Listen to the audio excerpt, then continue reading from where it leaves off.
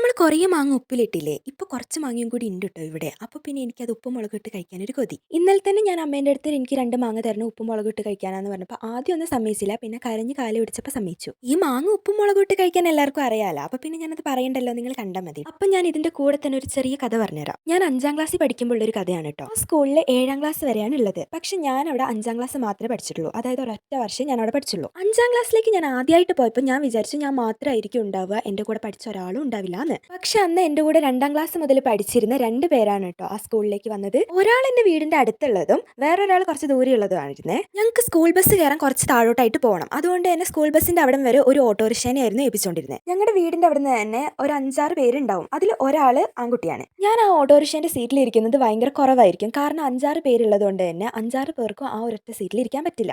Wait കൊണ്ടും height കൊണ്ടും ഞാൻ തന്നെയാണ് ചെറുത്. അതുകൊണ്ട് തന്നെ ഞാൻ മിക്ക ദിവസങ്ങളിലും ഒരു ചേച്ചീന്റെ മടിയിലോ അല്ലെങ്കിൽ അവന്റെ മടിയിലോ ആയിരിക്കും ഇരിക്കുക. ഞാൻ അവനെന്ന് വിളിക്കാൻ കാരണം എന്താ ചോദിച്ചിട്ടുണ്ടെങ്കിൽ അവൻ എൻ്റെ കൂടെ 2ാം ക്ലാസ് മുതലേ പഠിക്കുന്ന ഒരു കുട്ടിയാണ്. ഓട്ടോറിക്ഷ കയറുമ്പോൾ കുറച്ച് ജാടി ഉണ്ടെങ്കിലും പിന്നെ കുറച്ച് അങ്ങോട്ട് പോകുമ്പോൾ ഞങ്ങൾ നന്നായിട്ട് മിണ്ടി തുടങ്ങും. അങ്ങനെ 5ാം ക്ലാസ് ലാസ്റ്റ് എത്തിയപ്പോൾ അവനും ഞാനും നല്ല ഫ്രണ്ട്സായി. അന്ന് എല്ലാ എക്സാമും കഴിഞ്ഞ് ലാസ്റ്റ് ദിവസം എല്ലാവരും കൂടി നന്നായിട്ട് ആഘോഷിക്കാന്ന് വിചാരിച്ചു. അതായത് ആ ഓട്ടോറിക്ഷയിൽ ഉണ്ടായിരുന്ന 5-6 പേര്. അന്ന് ആ ഓട്ടോറിക്ഷയിൽ ഉണ്ടായിരുന്നവർ ഫുള്ളും 6ാം ക്ലാസ്സിൽ പഠിച്ചുകൊണ്ടിരിക്കുന്നതായിരുന്നു. ഞങ്ങൾ 2 പേരും മാത്രമായിരുന്നു 5ാം ക്ലാസ്സിൽ.